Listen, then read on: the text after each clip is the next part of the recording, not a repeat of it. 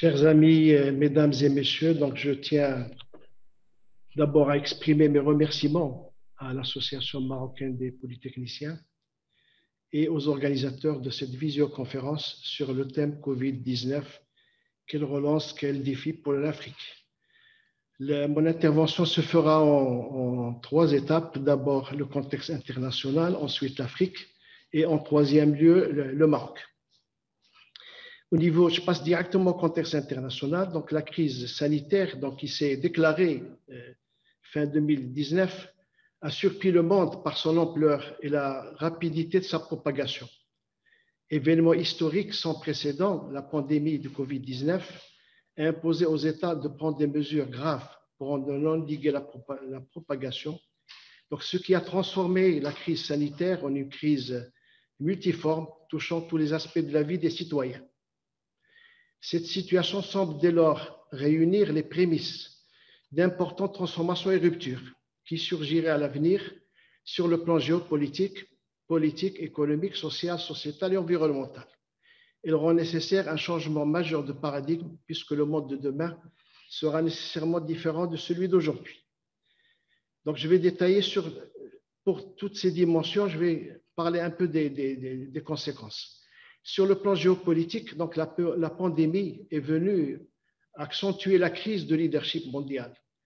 Elle a dévoilé une gouvernance mondiale inégale, en quête d'efficacité et de légitimité. L'Occident s'est révélé démuni face à cette crise, accélérant ainsi sa perte de leadership face à des puissances telles la Chine, locomotive de l'économie mondiale. Du point de vue politique, la crise sanitaire s'est traduite par le retour de l'État, ce qui n'est pas sans susciter des questionnements sur le rapport du citoyen à l'autorité et sur la trajectoire que doit prendre la démocratie. En outre, la pandémie du Covid-19 a confirmé la vocation du digital à transformer radicalement les modes de gouvernance et les processus de production. Plus que jamais, le numérique est aujourd'hui le canal privilégié de la communication politique et le vecteur des aspirations populaires au renforcement de l'état de droit. En ce qui concerne le volet économique, les mesures mises en œuvre par les pays pour endiguer la pandémie ont plongé le monde dans une grande dépression économique, dans une grande détresse économique. La Banque mondiale prévoit une contraction du PIB mondial de l'ordre de 5% en 2020, moins 8% pour les économies avancées et moins 3% pour les économies émergentes et en développement. Pour sortir de cette crise qui résulte d'un double choc de l'offre et de la demande, les choix stratégiques qui seront opérés par les États auront des impacts économiques profonds. Ces orientations façonneront le nouveau visage de la mondialisation et redéfiniront le rôle économique de l'État. Une nouvelle approche de la souveraineté nationale est en train de voir le jour, outre la recherche d'une autonomie stratégique en matière d'alimentation, de santé et d'énergie. La pandémie du Covid-19 pourrait conduire à la transition d'une industrie de luxe vers une industrie de la vie et à la reconfiguration des chaînes de valeur mondiales, lesquelles pourraient céder la place à des chaînes de valeur régionales.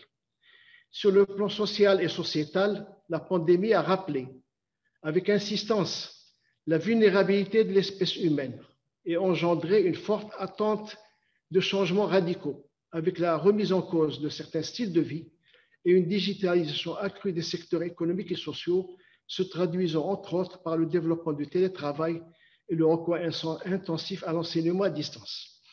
Cette pandémie pourrait constituer l'amorce d'un nouveau regard sur les relations familiales et interpersonnelles et sur les relations sociales de façon générale et rendrait nécessaire une repriorisation des choix stratégiques en faveur de la réduction des inégalités sociales et de l'amélioration de la santé des citoyens, laquelle constitue désormais un élément primordial de la sécurité collective. Sur le plan environnemental, la crise sanitaire pourrait rendre urgente la transition écologique et plaider en faveur d'un changement du rapport de l'homme à la nature et l'accentuerait le besoin d'un développement durable et plus humain à l'échelle de l'ensemble de la planète. La deuxième partie de mon intervention est relative à l'Afrique.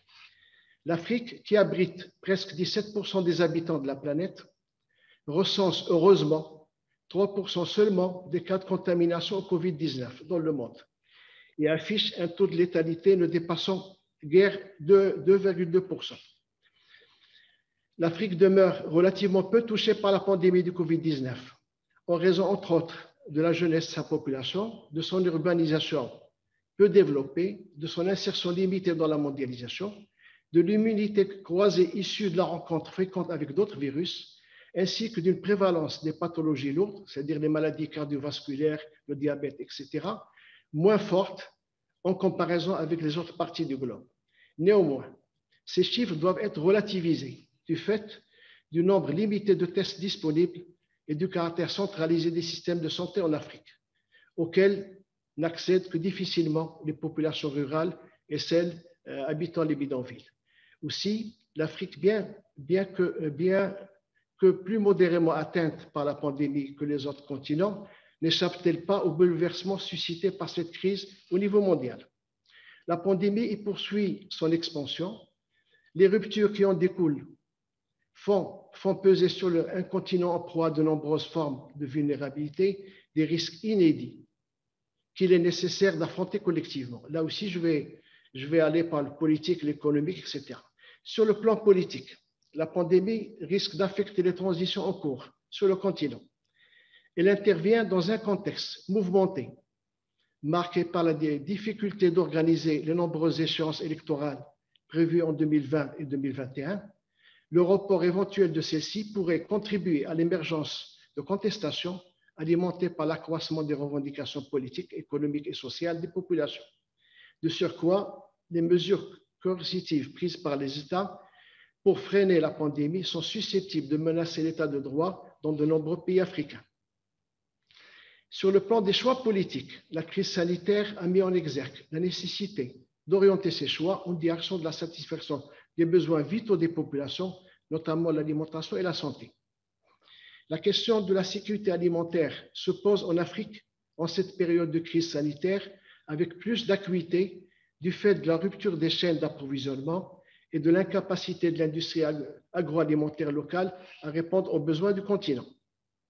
S'agissant de la santé, la pandémie du Covid-19 a remis en lumière les insuffisances des systèmes de santé en Afrique, notamment les déficits enregistrés en matière de capital humain, d'équipement et d'approvisionnement en certains médicaments essentiels, rendant difficile la fourniture des soins et le suivi des maladies au niveau de la plupart des pays africains.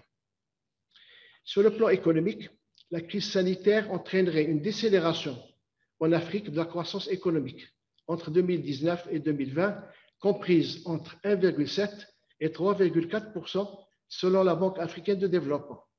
Cette situation se réduit à des facteurs exogènes, qui sont le ralentissement de l'activité économique des principaux partenaires, la baisse des investissements directs étrangers, la chute de la demande des produits de base en provenance de l'Afrique, l'effondrement quasi total de certaines activités liées au tourisme et au transport aérien. De plus, les transferts de la diaspora vers l'Afrique subsaharienne, qui constitue une source de revenus importante pour le continent, connaîtraient, selon la Banque mondiale, une baisse de 23%, passant de 48 milliards de dollars US en 2019 à 37 milliards de dollars US en 2020, soit moins 11 milliards de dollars US. Sur le plan social, l'arrêt des activités économiques et commerciales, suite aux mesures de confinement, pourrait faire basculer dans la pauvreté une part importante de la population africaine, notamment celle opérant dans le secteur informel. La réduction ou la perte de revenus stables des ménages aurait également des effets sur la classe moyenne, dont le pouvoir d'achat baisserait, ralentissant ainsi la croissance économique et par conséquent le développement humain. La pandémie du Covid-19 a ravivé les élans solidaires des pays africains qui, sous les auspices de l'Union africaine, ont mis en place plusieurs mécanismes dans le but de coordonner les efforts des États membres et des agences de l'Union africaine, mais aussi celles de l'Organisation mondiale de la santé. L'Union africaine a par ailleurs affiché sa volonté de mettre en place une stratégie commune pour mieux faire face à la propagation potentielle du virus sur le continent. Pour sa part, le Maroc a proposé une initiative pour un cadre opérationnel de gestion des différentes phases de la pandémie, pragmatique et orientée vers l'action, qui permet le partage d'expériences. Cette initiative a été concrétisée dans un premier temps par la mise à la disposition au profit des malades du Covid-19 au Mali, de la polyclinique Mohamed VI, et la fourniture d'une aide d'urgence à la République centrafricaine. Dans un second temps, l'initiative s'est traduite par l'envoi d'une importante aide médicale à une quinzaine de pays africains. La crise sanitaire pourrait offrir au Maroc les opportunités de promouvoir un nouveau modèle de développement endogène du continent, en phase avec les aspirations des jeunes élites africaines, l'opportunité de renforcer l'effectivité du rôle du Royaume en Afrique, de se positionner comme leader technologique dans les domaines que le Maroc a un savoir-faire, et d'engager fortement le Royaume en faveur de l'africanisation de l'Afrique et de la prise en main de son destin. Troisième partie de mon intervention, le Maroc, l'impératif d'une préparation au monde post-Covid. À l'instar des autres pays, donc le Maroc n'a pas été épargné par les retombées de la crise du Covid-19. Donc, dès la détection du premier cas de coronavirus sur son territoire, début mars 2020, il a pris des mesures drastiques comme la fermeture des frontières, la proclamation de l'état d'urgence sanitaire, l'institution du confinement général, la création du fonds spécial pour la gestion de la pandémie, ayant pour objectif d'une part d'apporter un soutien à l'économie nationale, particulièrement au secteur qui souffre des conséquences de la crise sanitaire, d'autre part de contribuer à la préservation des emplois et à l'atténuation des répercussions sociales de la pandémie. L'action rapide des autorités marocaines sous le leadership de Sa Majesté le roi Mohamed VI a permis d'atténuer fortement la propagation du virus. Ces mesures souveraines ont eu pour effet de placer le Maroc parmi les pays qui affichent, 8 mois après le début de la crise, l'un des taux de létalité les plus faibles du monde, donc de l'ordre de 1,7%, et un taux de guérison dépassant les 80%. Les mesures précitées ont été suivies par l'annonce à l'occasion du discours du trône du 29 juillet 2020 d'un plan de relance économique, par la décision d'injecter 120 milliards de dirhams dans l'économie, soit l'équivalent de 11% du PIB, par la création d'un fonds d'investissement stratégique, par la généralisation de la couverture sociale des Marocains dans un délai de 5 ans et par une réforme de grande envergure du secteur public. Donc, face à la multiplication importante des cas de Covid, des cas d'infection après la sortie du confinement, le souverain, dans son discours à l'occasion du 67e anniversaire de la révolution du roi et du peuple, a souligné que pour relever le défi de la lutte contre la pandémie, chacun devra observer une conduite civique exemplaire et responsable. Tout retour au confinement total risquerait de provoquer de notables répercussions psychiques, sociales et économiques. Comme il fallait s'y attendre, le grand confinement, qui avait pour objectif principal la préservation de la santé des Marocains, a eu des répercussions négatives sur la situation économique et sociale. Ces répercussions ont été brillamment exposées par notre camarade Moussef Adakawi. Donc, j'étais prévu dans mon discours de présenter ça, mais je passerai directement donc, aux mesures structurelles. Donc, outre la nécessité de faire face aux répercussions conjoncturelles de la crise sanitaire, le Maroc devrait apporter, conformément aux orientations royales, une réponse stratégique à la pandémie qui soit de nature structurelle, et ce pour plusieurs raisons. D'abord, il faut corriger les dysfonctionnements et les carences apparus lors de la gestion de la crise sanitaire. Deuxièmement, permettre à l'économie marocaine et par voie de conséquence à la stabilité sociale du Maroc de se remettre du confinement et de la dégradation économique mondiale qui s'ensuit. Et troisièmement, de faire face aux effets externes de la crise sur le Maroc, particulièrement le recul de la demande internationale et des flux financiers provenant de l'étranger.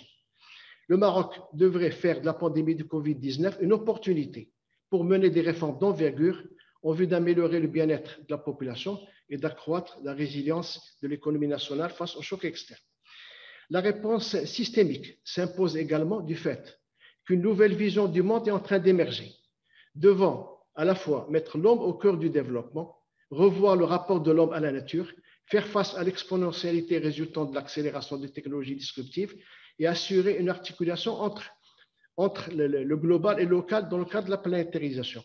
Cette nouvelle vision du monde a été amplement développée dans le rapport stratégique 2019-2020 de l'IRES sur le nouveau modèle de développement et qui est sur le site de l'Institut.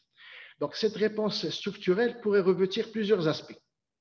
Il importe de généraliser la protection sociale, conformément aux orientations royales, en rationalisant la gestion des dispositifs existants et en recherchant des financements innovants.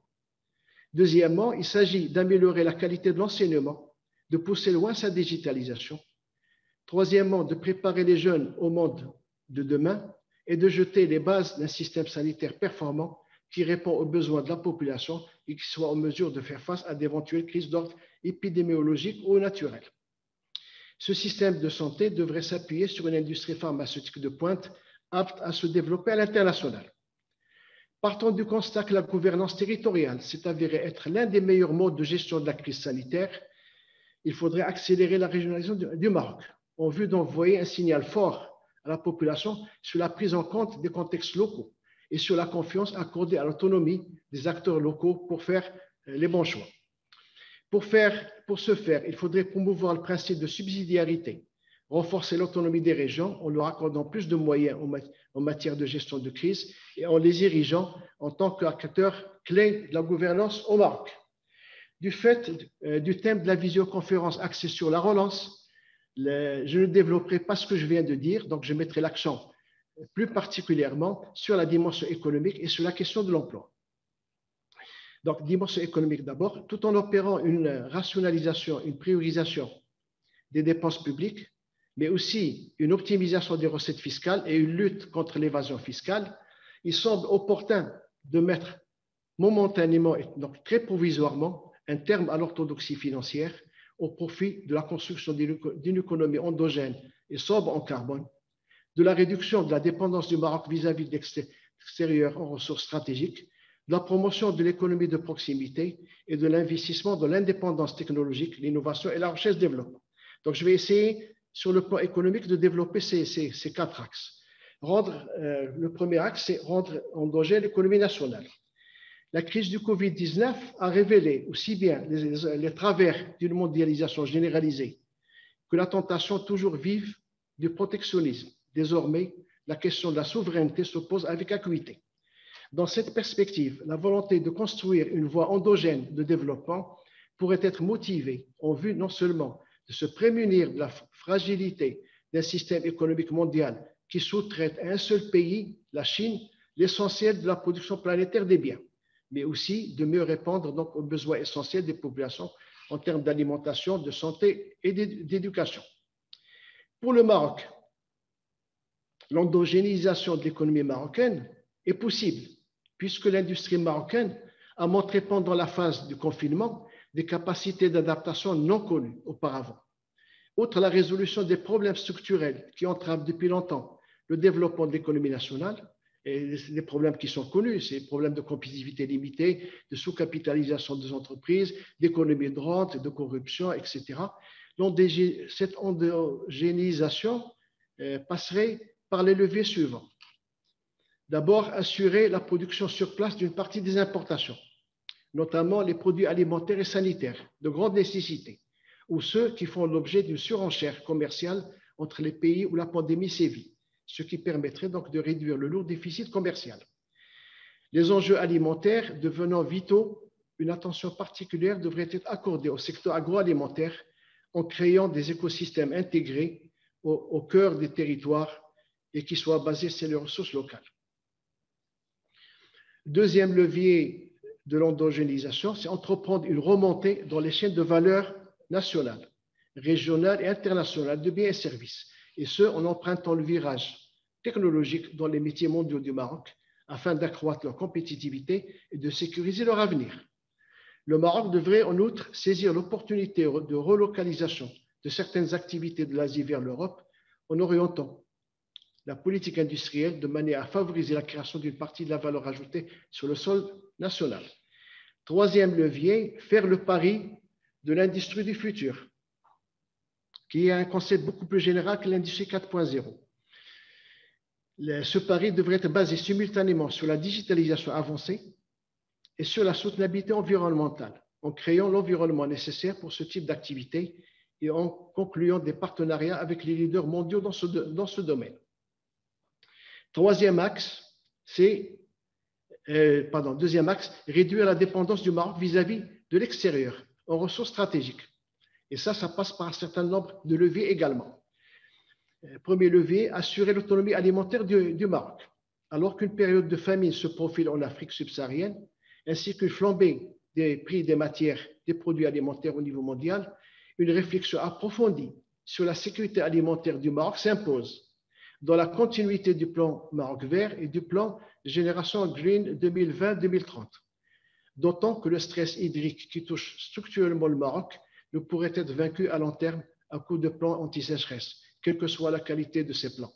Il est donc nécessaire d'agir de manière systémique, en développant simultanément une agriculture industrielle de précision qui permet d'optimiser les investissements et les rendements en tenant compte des spécificités du milieu, mais en développant également la permaculture dans les exploitations traditionnelles pour affronter le stress hydrique. La permaculture consiste donc à créer des écosystèmes en s'inspirant de la nature et de son fonctionnement, ainsi que du savoir traditionnel.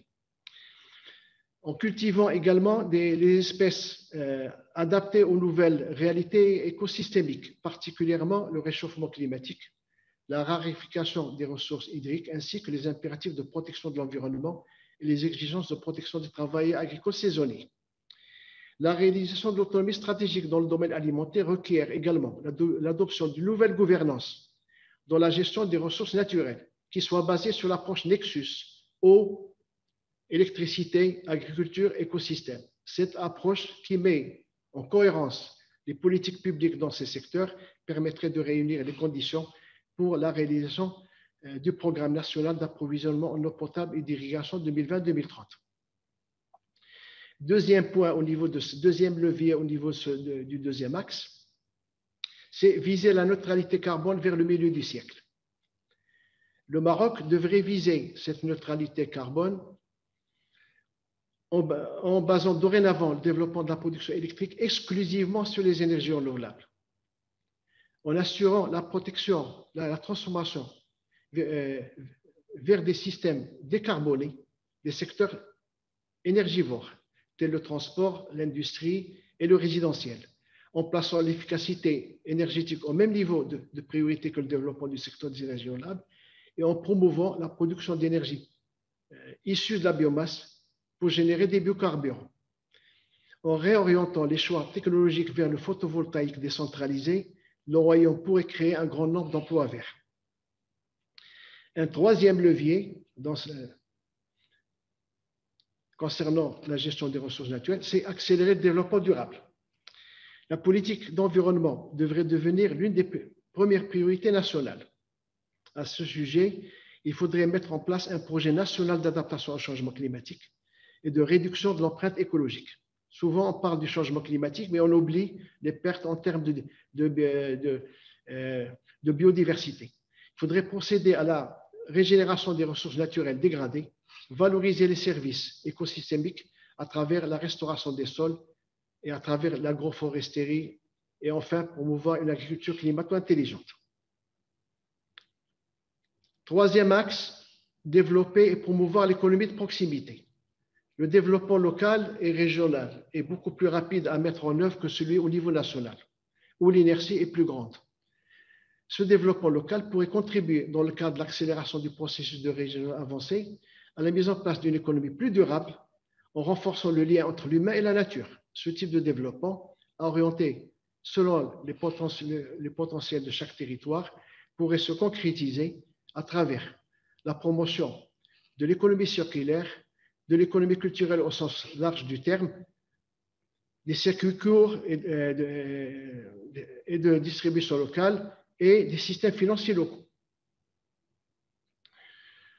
S'agissant de l'économie circulaire, il faudrait donc organiser le recyclage de produits usagés avec un minimum de normes de sécurité, ce qui permettrait aux plus démunis d'accéder à des produits bon marché et d'assurer une meilleure gestion des ressources naturelles en vue d'en finir avec l'anthropocène. Il faudrait promouvoir l'économie culturelle au sens large, qui inclut donc la création artistique, l'événementiel, le folklore, l'entretien et la mise en valeur du patrimoine, les activités récréatives et ludiques, notamment la création de jeux vidéo et le tourisme. Pour ce dernier secteur, donc, qui a été profondément touché par la crise sanitaire, il faudrait mettre en place des produits touristiques innovants pour attirer davantage la clientèle étrangère, promouvoir le tourisme touristique et préparer le Maroc au tourisme du futur, en tirant profit du potentiel de la réalité virtuelle et de l'intelligence artificielle. Troisième levier, promouvoir également les circuits courts et de la distribution locale, qui permettent, ces circuits permettent d'abaisser les coûts de transport et d'intervention des intermédiaires, de limiter les pertes à l'occasion du stockage ou des vols et de réduire ou répartir le risque de pénurie alimentaire. Les économies générées peuvent alors être réinvesties en main-d'œuvre pour le transport et la vente locale. Dernier levier dans ce troisième axe, c'est la promotion des systèmes financiers locaux, tels l'épargne de proximité investie localement, les tontines communautaires, le microcrédit, etc. Quatrième axe, c'est investir dans l'indépendance technologique et miser davantage sur l'innovation et la recherche-développement. La crise sanitaire et l'urgence pour y faire face ont engendré des conditions favorables à la création et à l'imagination et ont démontré clairement la capacité d'innovation des compétences marocaines quand elles sont placées dans un environnement favorable. Ainsi, il faudrait valoriser ces compétences nationales, mais en même temps mener une politique d'attraction des talents étrangers. Cela permettrait dans notre pays donc d'investir massivement dans la recherche-développement en vue d'accroître la compétitivité de l'économie nationale et de renforcer sa résilience face aux crises. À cet effet, il serait judicieux d'élaborer et d'adopter une loi de programmation pluriannuelle qui définit les objectifs à atteindre, les programmes de recherche à mener, les moyens à y consacrer et qui donne une visibilité aux opérateurs économiques et sociaux au Maroc et à l'international. Pour construire une économie souveraine, durable et solidaire, le Royaume devrait tenter de faire le saut technologique en recourant aux technologies disruptives et en favorisant l'appropriation des innovations technologiques. Pour prendre le train à grande vitesse des technologies disruptives, il serait judicieux de favoriser l'expérimentation, étant donné que l'innovation de rupture a besoin d'un terreau où s'exprimer et de laboratoires vivants. Tel que présenté, la relance économique aurait certainement des retombées favorables sur l'emploi, qui méritent d'être consolidées par une refonte de la réglementation du travail vers plus de flexibilité et par son adaptation au contexte généré par la crise sanitaire, se traduisant à la fois par le développement du télétravail, mais d'un autre côté par l'augmentation du taux de chômage. Pour ce qui est de l'emploi, deux axes que je vais proposer. D'abord, généraliser et faciliter l'auto-emploi. Donc, face au taux de chômage élevé, la promotion de la gig economy, appelée également l'économie de plateforme et qui est constituée par le travail à la mission ou en freelance, pourrait rapidement s'avérer créatrice d'emplois dans de nombreux secteurs d'activité et devrait s'appuyer sur la simplification des mesures administratives et financières pour créer son propre emploi, l'adaptation de la réglementation et l'attribution à chaque travailleur d'un numéro à vie qui le dispenserait de toute démarche administrative supplémentaire. Elle pourrait s'appuyer également sur l'aide à la mise en place de bourses du travail où les offreurs et les demandeurs d'emploi pourront se retrouver en ligne sans contrainte administrative ou digitale grâce à des applications ergonomiques. Deuxième levier pour l'emploi, c'est développer les instruments digitaux et juridiques et favoriser le travail rémunéré tout en promouvant leur usage. Donc, parmi les instruments qui pourraient être développés, il convient de mentionner l'économie de plateforme qui permet de créer rapidement de l'emploi en facilitant la rencontre entre le consommateur et le producteur ou l'offreur et le demandeur. Cette économie a besoin de plateformes digitales et d'infrastructures numériques efficaces. Le télétravail qui s'est rapidement développé au Maroc durant le confinement, mais se heurte pour l'instant à des limitations technologiques et juridiques importantes, d'où l'importance d'autoriser la VoIP à titre commercial, d'améliorer considérablement la qualité et la sécurité du réseau Internet, ainsi que sa couverture géographique et de développer des espaces de coworking. Le paiement mobile, un autre instrument qui permet des transferts financiers de particulier à particulier, des paiements de prestations sociales ou de salaires à des personnes non bancarisées. Le développement des instruments digitaux précités requiert d'investir dans le domaine de la cybersécurité pour assurer la protection des données et il requiert également d'accélérer la digitalisation de l'administration pour rendre les services publics à destination des citoyens et des entreprises sous la forme zéro papier et zéro déplacement. Enfin, une attention particulière devrait être accordée à la réduction de la fracture numérique pour que les citoyens aient le niveau d'instruction approprié et disposent des outils de connexion nécessaires pour bénéficier des avantages de la digitalisation. L'apprentissage numérique devrait intervenir dès les premières années de scolarité. Je vous remercie pour votre attention et je suis disposé donc à répondre donc à vos questions.